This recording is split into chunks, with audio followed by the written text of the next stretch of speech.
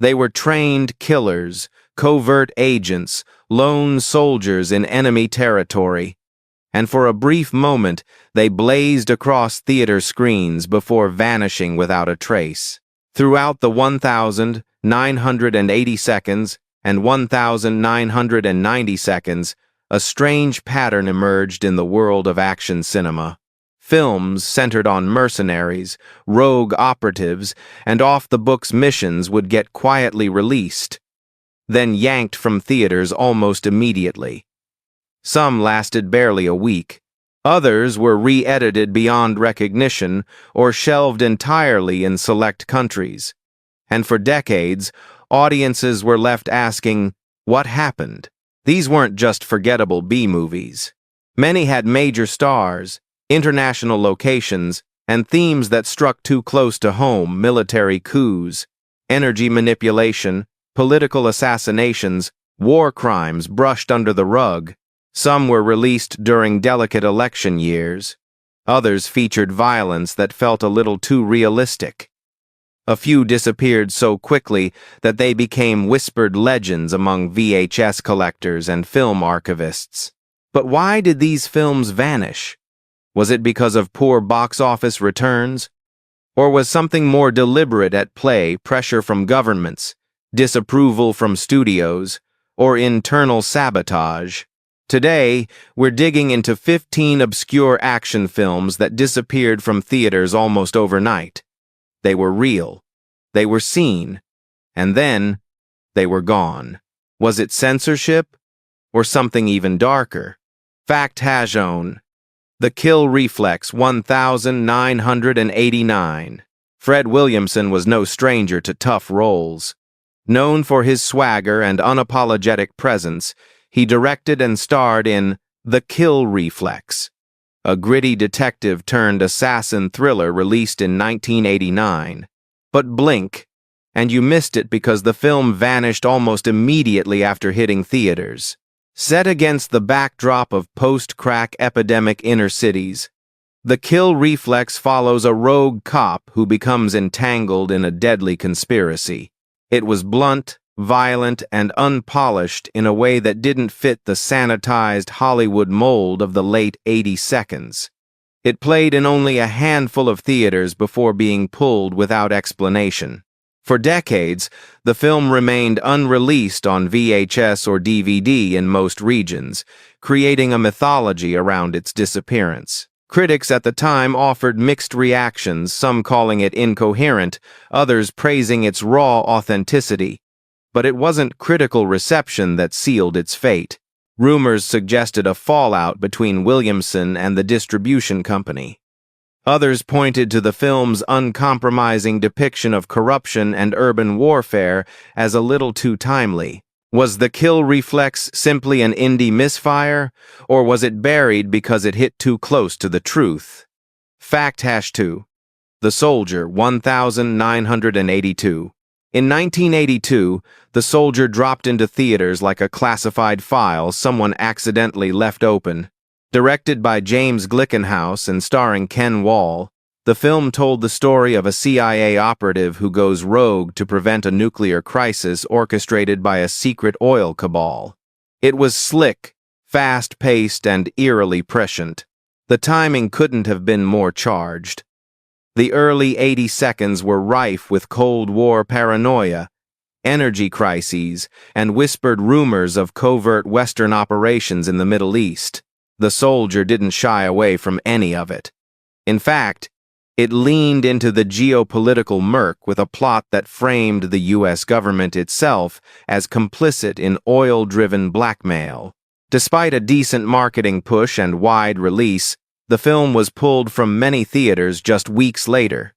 Television syndication was limited, and while it did see home video release, The Soldier has remained curiously absent from official retrospectives or Blu-ray reissues. Was it just another low-budget action flick lost in the shuffle? Or was The Soldier a little too bold in naming the real players behind global conflict? Fact #3. Dogs of War, 1980. Christopher Walken had just won an Oscar when he took on the role of mercenary Jamie Shannon in Dogs of War, a grim, slow-burning tale of post-colonial exploitation in Africa. Based on Frederick Forsyth's novel, the film was anything but typical action fare. It was an indictment. Released in 1980, Dogs of War quickly stirred controversy for its portrayal of corporate-sponsored coups and white foreign interference in African politics. While the theatrical cut focused more on character than combat, whispers spread about a longer, far more violent version that was shelved by the studio after early screenings. That version, reportedly closer to the novel's scathing tone, has never surfaced publicly. Walken's performance was unsettlingly cold, and the film's realism, complete with brutal child soldier imagery and graphic executions, made viewers uncomfortable. It wasn't censored outright, but it quietly faded. Studio interference, geopolitical sensitivities, and lackluster box office returns ensured it never reached cult status.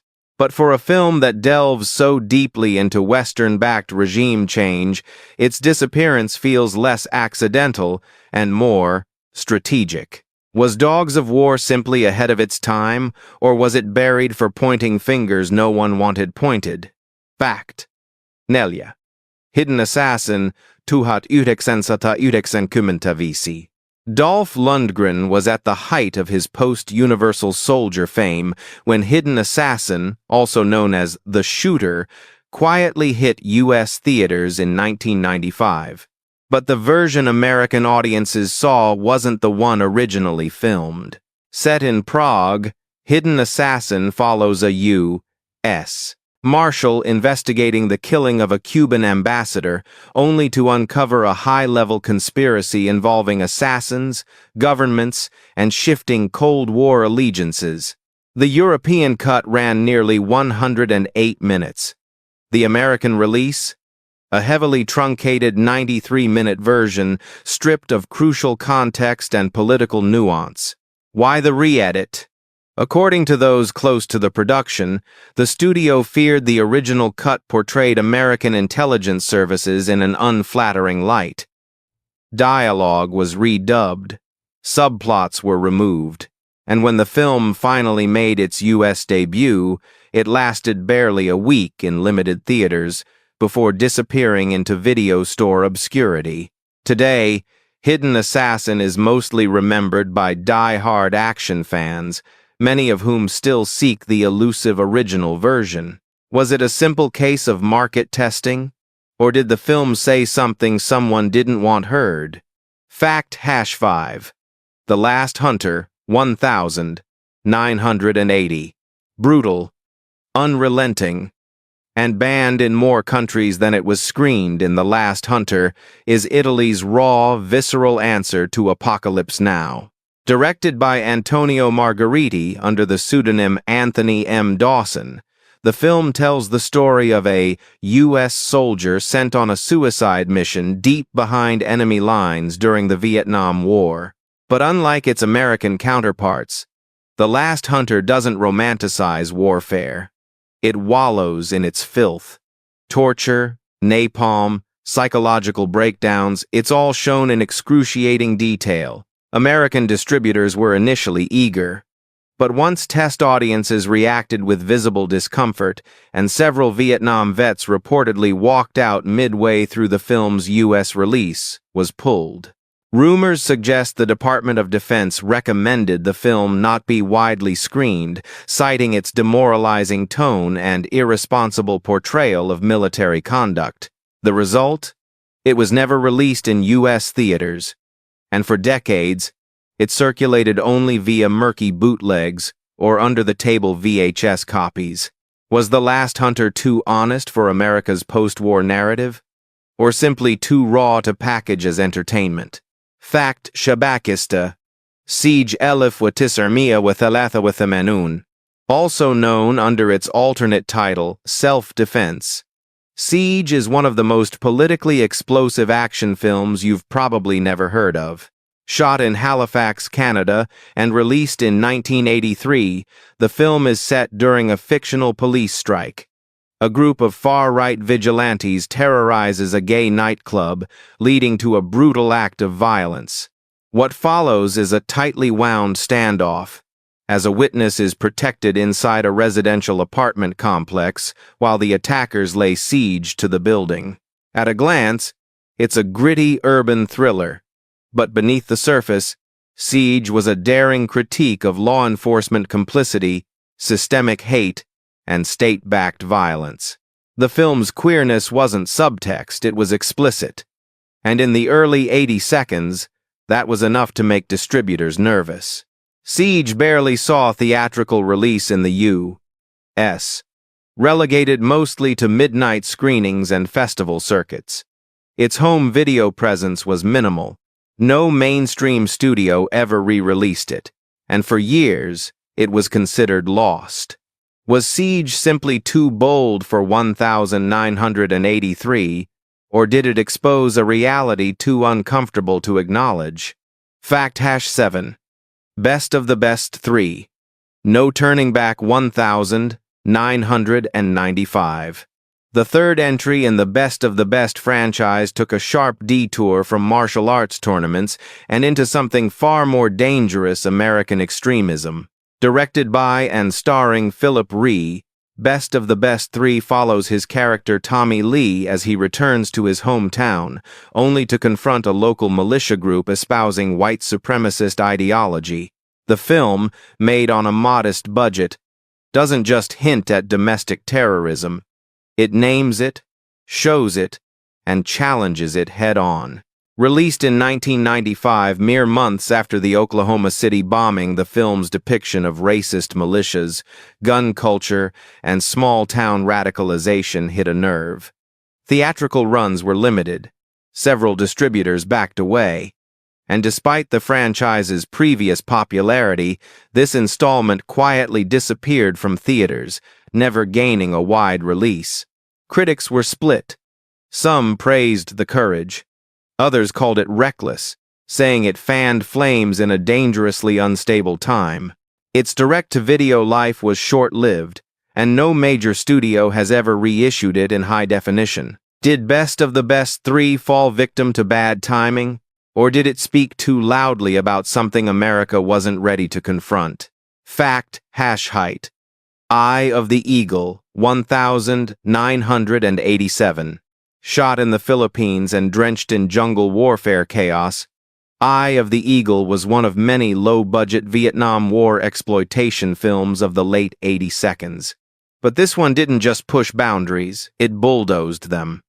Directed by Cirio H. Santiago, the film followed an elite unit gone rogue, turning their weapons on civilians and fellow soldiers. While ostensibly fictional, its narrative bore striking similarities to real-life war crimes, something military consultants reportedly warned the filmmakers about. Despite being produced for international release, the film faced an unusual form of quiet censorship. Several television stations blacklisted it. Distribution partners in the U.S. pulled out. And while it eventually trickled into select video stores, it never received an official MPAA rating or a proper theatrical run. The film's reputation grew underground, especially among bootleg circles. But its official presence was erased almost as quickly as it appeared. Was Eye of the Eagle just another grindhouse war flick? Or did it stumble too close to real reports buried in military archives? Fact. Shabaktasa. Caged Fury. Elif Watisarmia Watisarun. On paper, Caged Fury was just another women-in-prison exploitation movie. But the moment it premiered in 1990, something about it felt wrong. The film centers on a corrupt warden running a sadistic reform facility for female inmates. But beneath the leather-clad camp and schlocky surface was an undercurrent of abuse, coercion, and disturbing realism. Cast members would later reveal that some scenes weren't originally in the script and were added late in production, leading to disputes between actors, producers, and even local censors. In certain states, the film was banned outright. In others, theaters pulled it after just one screening due to complaints of its content crossing the line between fiction and provocation.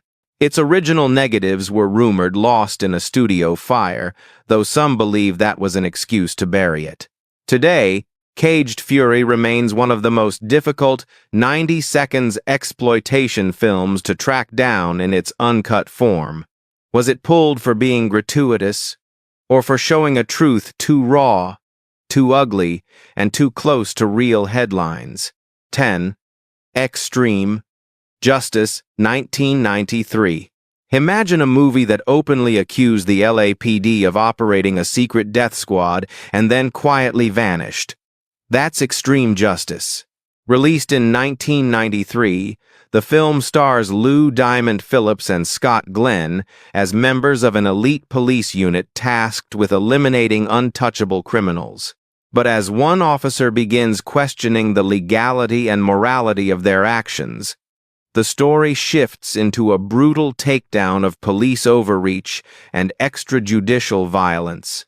The timing was radioactive. Just a year after the Rodney King riots, Extreme Justice felt less like fiction and more like accusation. It was originally scheduled for wide release, but negative test screenings and pushback from law enforcement groups forced its studio to downgrade the launch. Theatrical rollout was quietly scrapped in several cities. It was dumped onto cable TV late at night, often heavily edited. For a film with that much talent, it all felt too intentional. The movie didn't just challenge the system, it named it, and in doing so, may have crossed a line Hollywood wasn't ready to defend. Was Extreme Justice a pulpy cop thriller or a whistleblower too real to be seen? Fact is Night Avenging Force, 1986. Before the Taken series glamorized lone operatives with a very particular set of skills, there was Avenging Force, a film that dared to mix hyper-violence with political conspiracy and then promptly disappeared. Starring Michael Dudikoff, the film was intended as a gritty follow-up to Invasion USA, centered on a former secret agent drawn back into action to dismantle a domestic terrorist network. But this wasn't just patriotic mayhem. The villains were thinly veiled stand-ins for white nationalist militias and corrupt power elites.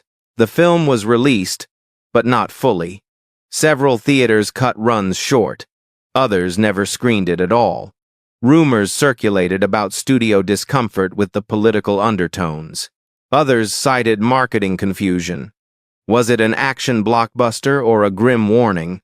Avenging Force was forgotten quickly, but those who saw it remember its disturbing realism and unapologetic brutality.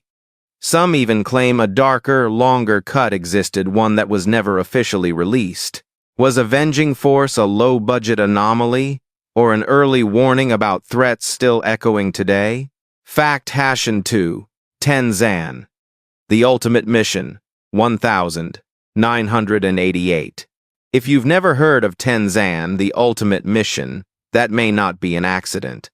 This Italian-North Korean co-production from 1988 vanished almost as soon as it was completed, and for good reason. The film features American actor Frank Zagarino as a special agent investigating illegal weapons development in North Korea. What makes it infamous isn't the plot, but where and how it was made. Shot partially in North Korea with approval from the regime, the production was shadowed by strange conditions, state interference, and eerie control over the final product. Though the film technically premiered in Europe, its U.S. release was sabotaged. Distributors feared backlash over its North Korean ties, and some even suggested the film served as a subtle piece of propaganda, portraying the regime in a surprisingly neutral, if not flattering light. Physical copies became rare. The film was never broadcast on Western television, and its few surviving prints exist in bootleg circles, often mislabeled or cut. Was Tenzan just a bad action movie? Or a geopolitical landmine buried beneath VHS tape? Fact Shabak Wahda Thalatha. Phantom Soldiers Elif wa Tis'armia wa Sabra wa Thamanun. Phantom Soldiers is the kind of film that shouldn't exist, and for a while, it almost didn't. Released in 1987, this Filipino-American production told the story of a covert U.S. military unit operating deep in Southeast Asia long after the Vietnam War was over. But these weren't standard-issue soldiers. They were described as phantoms, vanishing and reappearing, conducting illegal black ops missions for shadowy government figures. What made Phantom Soldiers notorious wasn't just its violence, it was its subtext. Veterans and intelligence insiders alleged that the film's events mirrored actual rumors of post-war CIA activity in Cambodia and Laos. In fact, several real-life ex-operatives claimed that scenes were uncomfortably accurate. U.S. distribution was halted mid-process. Some believe it was due to poor quality. Others suspect pressure from intelligence consultants, many of whom allegedly warned the production to stop shooting. Bootlegs circulated among military buffs, but official records of the film's U.S. screening schedule are mysteriously thin. Was Phantom Soldiers just B-movie fantasy? Or did it stumble across something that was never meant to be dramatized? Fact Shibak Wahda Arba. Bulletproof Elv wa Tis'armia wa Thamania wa Thamanun. Gary Busey plays a hardened commando infiltrating a terrorist organization in Bulletproof, a 1988 film that promised high-octane mayhem and delivered something far stranger. The plot is standard fare. An elite agent goes deep undercover to recover a stolen tank. But what set Bulletproof apart wasn't its story, it was its production. Rumors swirled that real weapons were used on set. Several crew members allegedly walked off mid-shoot over safety concerns. One stunt coordinator later claimed that military-grade explosives were detonated without permits. Theaters booked it. Then, without explanation, several canceled screenings. The film limped through a bare minimum release and then vanished, never receiving a major home video push. In later interviews, Busey deflected questions about the production, calling it, "not the movie you think it is." Could Bulletproof have been scrapped for safety concerns, or did the project get too close to military contractors no one wanted exposed? 5. Red Scorpion. Red Scorpion. Red Scorpion. Red Scorpion. On the surface, Red Scorpion looks like Cold War propaganda with muscles. Dolph Lundgren stars as a Soviet agent sent to Africa to suppress rebel forces only to switch sides and fight for freedom. But dig deeper, and the film's true controversy emerges. It was partially financed by supporters of South Africa's apartheid regime. Filmed in Namibia and produced with help from a right-wing think tank, Red Scorpion quickly drew condemnation. Protesters picketed outside early screenings. Civil rights groups accused the filmmakers of laundering pro-apartheid funding through Hollywood spectacle. The film's box office returns were undercut by media scrutiny and growing public outrage. Distributors quietly dropped it. Plans for a wide re-release were shelved. And while it did eventually surface on home video, Red Scorpion became a cautionary tale about political money and entertainment. Was it an unintentional propaganda piece, or proof that even action movies can serve someone else's agenda? Bonus fact: The Forgotten Unreleased. 1992. There's a film called The Forgotten, except, officially, it doesn't exist. Shot in 1992 under a pseudonymous production title, The Forgotten was allegedly financed through a shell company with ties to military contractors. The plot? A former mercenary haunted by his missions in Central America, now targeted by the very agency that once employed him. What little is known comes from leaked production notes and one surviving work print that surfaced briefly on underground forums in the early 2000s. The film reportedly contained scenes of CIA torture techniques, references to real operations like Project Phoenix, and even reenactments of missions linked to Latin American death squads. No distributor ever stepped forward.